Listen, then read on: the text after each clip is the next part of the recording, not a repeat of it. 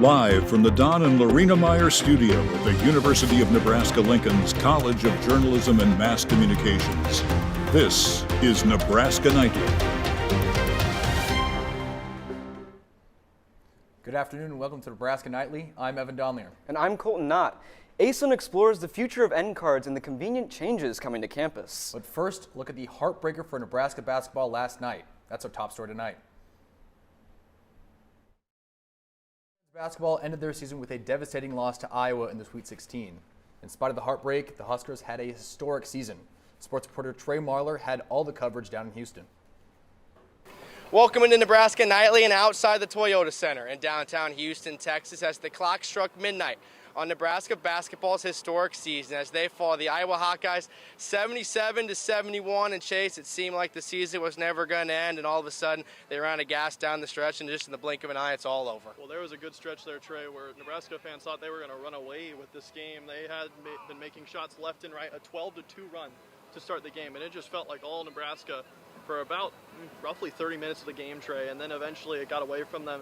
When Nebraska got into that 5-point deficit range with Iowa, they never seemed to have been able to find a run that was consistent and would find themselves in up to 3-minute droughts, and that was not a recipe for success for them tonight. Yeah, it seemed like when they went down 71-68, that three-pointer was just kind of the dagger. They'd been hanging on for so long, but down the stretch, the dam finally gave way. It's interesting that you say hanging on because they didn't do much of the hanging on that game. It was Iowa who was doing it for the most part, and then Iowa was just better in the final stretch, and that's really what March is all about, Trey. Who's best when the clock hits zero, and Iowa was there. A lot of players were saying it. They just hit more shots than they did at the point in the game. Nebraska's season comes to an end. Let's go inside the Huskers locker room after the loss. Just disappointed about my personal performance today. Team fought. It just at the end of the game and they made more plays than we did. But we did a lot of firsts. We made a lot of history with this team. So yeah, overall, hopefully the feeling of proudness will settle in at some point here next couple days. I mean, it sucks to go out like this, and I feel like now that we've been here, we got these wins. I just feel like I just want to come back and win more. It's pretty amazing when I came over here, all the support I was getting, and to be on this team that really turned it around is really special and something I'm never gonna forget. These guys are my best friends, and we've done so many amazing things together, and we all are as pissed off we all feel the same after losing to Iowa, but yeah, I think even in a few days from now, we're going to be able to shake this off and be proud of what we did, but it means so much to do it with these guys. Welcome back outside the Toyota Center. Chase Rue alongside Trey Marler. And Chase, obviously this one hurts right now for this team and this program, but there's still a lot of things to look back on, and this was arguably the greatest season ever in Nebraska basketball. Yeah, and there's a lot of things the players elicited in the locker room that right now obviously it hurts. It's going to be a bitter feeling because you just lost to a rival, yet alone a rival in the NCAA tournament, yet alone in a round you've never been to before. There's a lot of layers to this that make this maybe hurt more than a usual NCAA tournament loss. But now that they are at this point, they are also self-aware that there's stuff to be proud of because Nebraska has reached new heights throughout the entire state. There were players on this team that will never be forgotten, specifically the senior leadership in Sam Hoiberg, Rink Mass, Jamarcus Lawrence. But guys like Cale Jacobson and Brandon Frager alluded to using how it feels right now and taking that to elevate next season. Yeah, and we mentioned the leaders and the different players in front of these guys. And the first thing they really did was just trying to process what it would be like without these guys, because that was one of the biggest accreditations to the success this season was the leadership of Sam Hoiberg, Rink Mass, Jamarcus Lawrence, and all the other seniors on that team.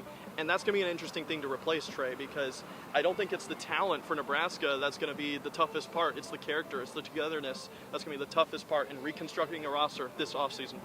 Well, it was a season that started with Nebraska being picked 14th in the preseason Big Ten poll, and it ends in the Sweet 16. It's a program that went places it's never been before, but it falls just short as the Huskers fall the Iowa Hawkeyes 77-71. For Chase Rue, I'm Trey Marler reporting for the final time of the 2025-2026 Nebraska basketball season. While the loss stings for Husker fans, the 2025-26 Nebraska basketball team will be remembered as one of the program's greatest teams.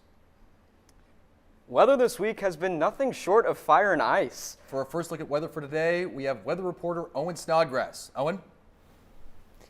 You're absolutely right. Fire has been kind of the topic the past few weeks, and today we continue to see it with the red flag warning. We see 53 degrees in those winds, making it a little bit chilly compared to previous days, but overall, decent day in March. So look at those statewide temperatures, a little bit cooler over here across north central and northeast Nebraska in the 40s, but the rest of the state around the low to mid 50s. We'll look at tonight, temperatures will drop just below freezing at 27, but the winds will come down, making it a fairly pleasant night. As we look at the temperatures tomorrow, temperatures jump back up to 65, red flag warning once again as we have gusts up to 40 miles per hour. That's all for the weather for now. I'll have more for you later. Back to you guys at the desk. Thanks, Owen. The Association of Students of the University of Nebraska-Lincoln is working to bring mobile end cards to campus as soon as the fall of 2027. ASUN started an exploratory committee to partner with UNL Student Life for future implementation. Kim Dykstra, chair of the Mobile End Card Task Force Committee, believes the enactment of mobile end cards will prevent students from having to pay to replace lost physical end cards, improve campus security, and create an overall greener campus. To have to juggle, and every time you lose your end card, you have to pay like $20 to get it like fixed or get it back. And so that adds not only just a lot of like financial burden to students, just like concern, but also it's really wasteful to the environment. So this is definitely a much more eco-friendly alternative. Discussions continue over whether physical end cards will be phased out completely. Students interested in mobile end cards are encouraged to vote yes to the initiative in the spring 2026 general election on March 31st and April 1st. Along with the work to bring end cards to our mobile devices, ASUN has been busy. ASUN met Wednesday night to vote on legislation impacting student life. The meeting in the Nebraska Union brought student senators across multiple boards together. Several bills were passed, including the Voices of Hope booth, UNL's Erstock Farmers Makers Market, and support for Sexual Assault Awareness Month. Well, we had many different Senate bills and government bills, several of which focused on sustainability, several of which focused on government relations, and our government liaison committee had a bill. Campus Life and Safety had a bill. So you saw a pretty exciting meeting. There were more bills on the floor than there usually are, several of which came from ELP or FCLA. FCLA is a freshman program that teaches new college students how legislation works and skills to prepare their peers to present their spring project in the most professional and successful way possible. Coming up all over the place. Let's see if the chaos continues after the break.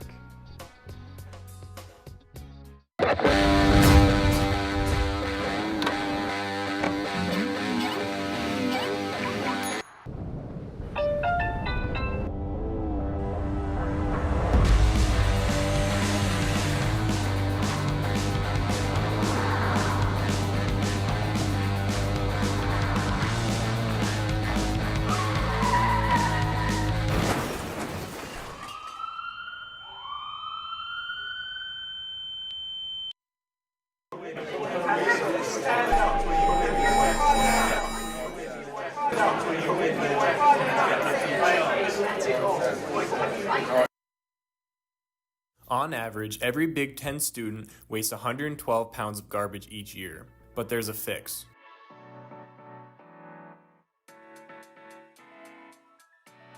Make sure you use an Aussie when you dine in and be a part of the change.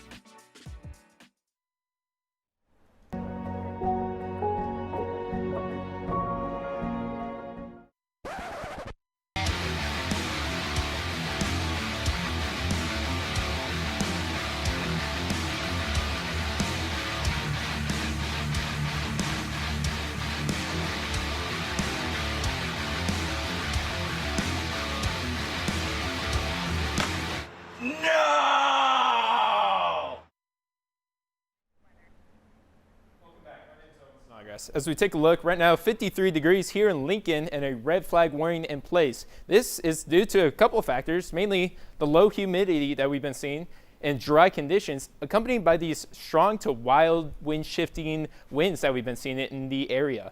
And we look at the fire outlook across the U.S., the entire state of Nebraska is in some sort of fire hazard conditions. And this will continue into Sunday, where we see those risks once again persist, mainly across eastern Nebraska, but something to keep an eye on as you go throughout your weekend. We take a look at the drought monitor. Most of the state now is in an extreme to severe drought range. Lincoln is right there in the severe, and we've been mainly in the none to abnormally dry range, so it's getting drier across the entire state, even here in Lincoln. We look at those rain chances Saturday, Sunday, not bringing much hope. As we go through the rest of the week, those chances will pick up. Tuesday and Friday, main days to keep an eye out for. Might see some thunderstorms those 2 days. And as we look, spring game is this Saturday, so definitely some talk going around there. Kickoff about 46 degrees with some winds in the area. Now, Owen, what do you suggest Huskers wear for tomorrow's game? Yeah, with those winds and only 46 degrees at kickoff, might be nice to have a jacket, at least for the first half. I agree. Thank you, Owen. The U.S. Senate has reached an agreement overnight to fund the majority of the Department of Homeland Security, including the TSA. The House still needs to act on this measure, which excludes funding for Customs and Border Protection. On Thursday, President Donald Trump said he would sign an order directing DHS to immediately pay TSA agents. CNN's Ivan Rodriguez has the story. In a rare overnight session, the Senate unanimously moved to fund most of the Department of Homeland Security, except for Immigration and Customs Enforcement and parts of Customs and Border Protection. The agreement would fund other DHS components, such as the Transportation Security Administration, but the House still needs to act before funded agencies within the department can reopen. The Senate vote is primarily meant to alleviate financial strain on thousands of DHS employees, as well as ease the long lines at airports, while lawmakers continue to debate possible reforms to immigration enforcement by DHS. If you work, you want to get paid, so I can't blame them for not coming in, but, you know, again, if you put in an honest day's work, you want to get paid for it, so it's unfortunate what it's come to. The move came hours after Trump directed DHS to pay TSA agents as talks on Capitol Hill appeared to fall apart. DHS says nearly 500 TSA officers have quit and thousands of others have called out since the start of the partial government shutdown. Even if the shutdown ends, it could take weeks for TSA to get back to full staffing. These people shouldn't be working without pay, but I'll give a big shout out to everybody here in Atlanta, Delta employees, and everybody employees has been absolutely polite and really kept it really organized. In Atlanta, I'm Ivan Rodriguez. ICE agents deployed to assist TSA have started verifying people's IDs at some airports. Agents have also been monitoring X-ray machines, guarding entrances and exits, as well as helping with crowd control. Sony is boosting the price of its PlayStation 5 consoles for the second time in a year. The suggested retail price will go up $100 to reach $650 next Thursday. The digital edition also went up the same amount, and the PS5 Pro jumped by $150 to $900. Sony didn't cite a specific reason and only blamed continued pressures in the global economic landscape. Analysts say it's likely because chip makers are selling their products to AI data centers, creating a shortage for consumer electronics. It's a massive reversal from the traditional model where video game consoles got cheaper over time as the tech aged. The new prices, which Sony will also be placing in Japan, the United Kingdom, and Europe, will take effect April 2nd. The $50 price hike in August was a response to President Donald Trump's tariffs. Coming up next, the Lead Center renovation continues. We'll get a closer look at the construction after the break. Stick with us.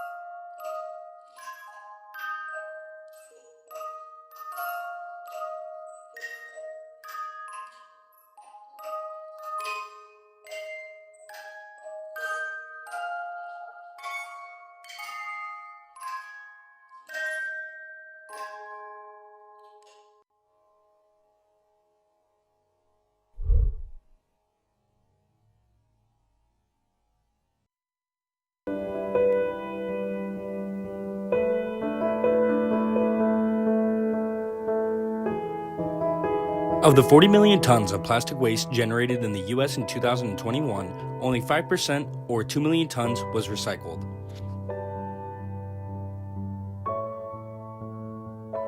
Make sure you do your part in keeping Anderson Hall clean. For more information on recycling statistics, visit epa.gov today. Welcome back. The Lead Center at the University of Nebraska-Lincoln is building for the future. Nebraska Nightly's Tyler Dysing previews a major renovation project to enhance the Performing Arts Center. The heart of Lincoln Arts is expanding after 14 years. The Lead Center is adding more than 11,000 square feet onto the north side of the building, along with renovations to the already existing space. The renovations are expected to spark more interest in the arts across UNL and the region. The arts are definitely underappreciated, and I think this is a really good opportunity for the student body to find out more about the Lead Center. So hopefully it makes people look at things a little bit closer. The expansion will add a new studio theater, giving performers space for workshops, arts education classes, rehearsals, and smaller scale productions. It's nice to see that there's money being invested in a big theater space and making that more accessible to all parts of the community. Construction is expected to continue over the next year, with completion anticipated in the fall of 2027. Tyler Dysing, Nebraska Nightly. For more information about the renovations, you can visit leadcenter.org. Husker football is bringing back the traditional spring football game this year. Last year, concern about illegal scouting forced the Huskers to drop the red versus white scrimmage. This spring, Matt Rule and his staff are bringing back the game just at an earlier date to make sure everything is fully above board. And for fans, it's back to having the chance to see the team in action and get an early look at what Husker football will be all about this fall. You know, I don't know how well we'll play from the spring game, but it'll definitely bring back the tradition and normality of like getting students there in the spring. So hopefully it'll contribute to the fall. Sports reporter Matthew Mills will have more on the spring game later in sports. Girls wrestling is one of the fastest growing sports in Nebraska. Participation surged after the state sanctioned the sport just a few years ago. Nebraska Nightly's Jackie Ruiz Rodriguez reports on how that momentum is reshaping the next generation of wrestlers. Under the bright lights of the state wrestling tournament, junior Callie Salem Rodas steps onto the mat for the first time. Just weeks earlier, an elbow injury forced her to miss 2 tournaments before districts. But she returned, placed 4th, and earned her first trip to state. Just coming back, had a positive attitude, just trying to think about how far I could get and gonna push no matter what. At state, she won one of her matches on the biggest stage of the season. Winning a match there meant a lot. Going in there and just being confident and doing everything that I possibly could to try to win. Salem Rodas is on the vanguard of something special. Since the NSAA sanctioned it in 2022, participation has grown from about 700 athletes to more than 2,400 statewide. Now they have an equal opportunity to compete against other girls. Being able to see those girls compete on the stage in front of everybody by themselves really put a smile on my heart. At Lincoln Southeast, that opportunity is turning into success. Senior Ray Aldag won a state title at 140 pounds. It feels really cool to be a state champion. Just seeing everyone like happy and proud made me super happy. Aldag and Salem Rodas' coach says being part of the sport's rapid rise has been special for their team. It's awesome that we all get to be a part of it and that we're part of that growing number. For Salem Rodas, just making it to state is the beginning. After winning a match on that stage, she's already thinking about what comes next. To be an example, to be a role model, and to do everything I absolutely can to get me even farther. As girls wrestling continues to grow across Nebraska, athletes like Salem Rodas are helping lead the way. Jackie Reese Rodriguez, Nebraska Nightly. The growth of girls wrestling is creating opportunities beyond high school. Colleges across the country are adding women's wrestling programs, giving athletes new paths to continue the sport at the next level. Coming up next, Nebraska Nightly sports reporter Matthew Mills has the rundown on the spring game tomorrow. And we'll also take a look at spring sports, which are finally in full swing. Stick with us.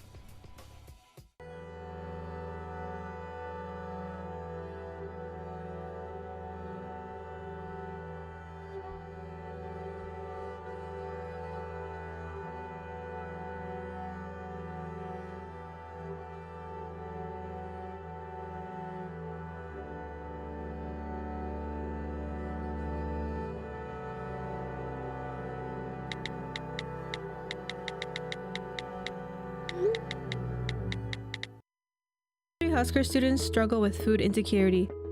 Husker Pantry addresses food insecurity and a welcoming space by providing free food and personal items to UNL students in need.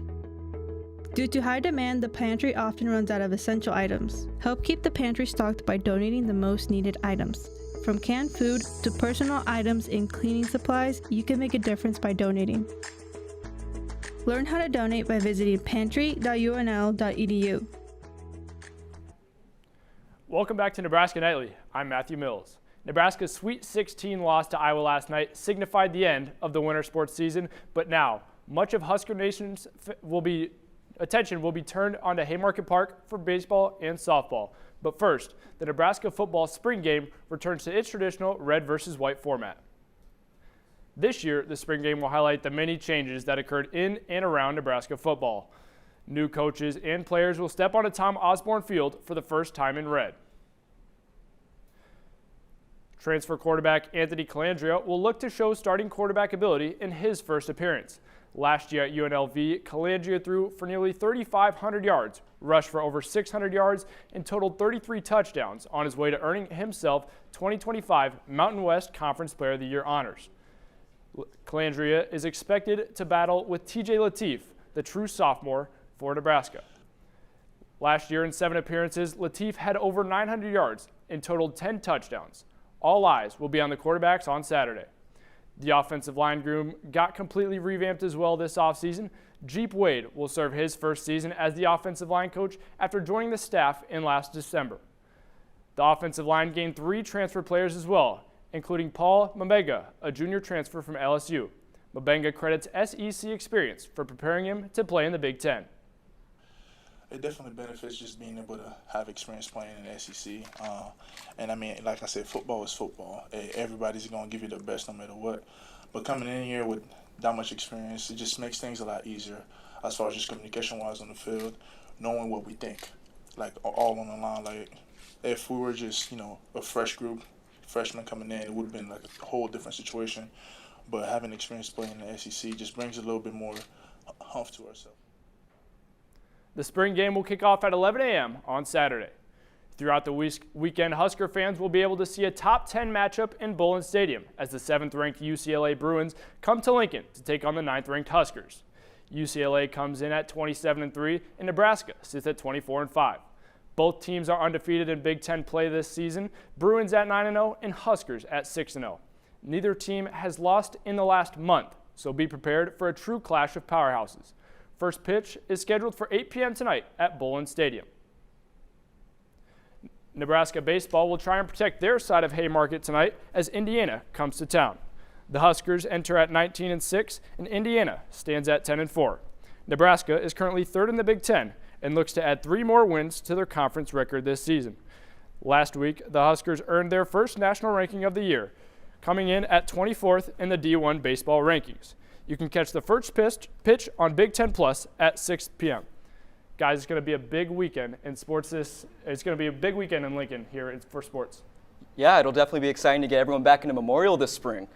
Husker fans always show up for the spring game, so I expect it to be packed as well. Should be a lot of fun. Coming up next, we get a look at a local team of board game designers and their first ever game release. Stick with us.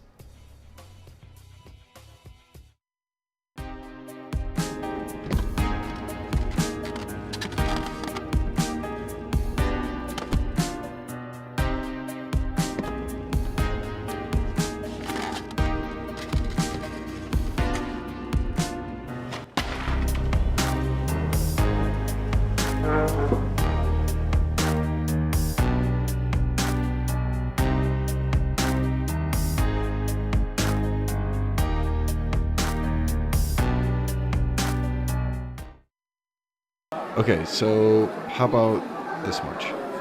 I don't know. Well, how about this much? I don't know.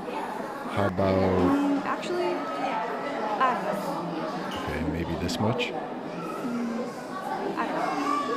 The very tip of your pencil, a fraction of a raindrop, 3 grains of salt. That's how much it takes for a dose of fentanyl to become lethal. Learn more at realdealonfentanyl.com. Many of the brands you love don't love animals like you do.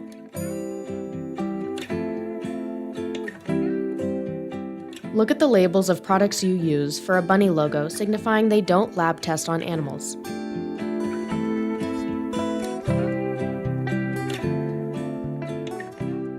Check the label for those who aren't able.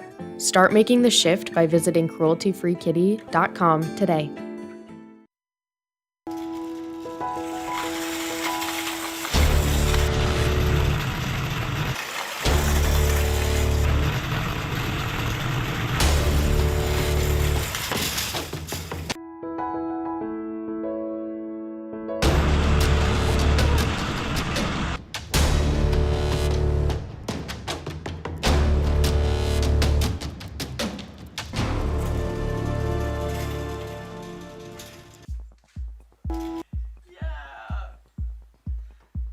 What time is it again?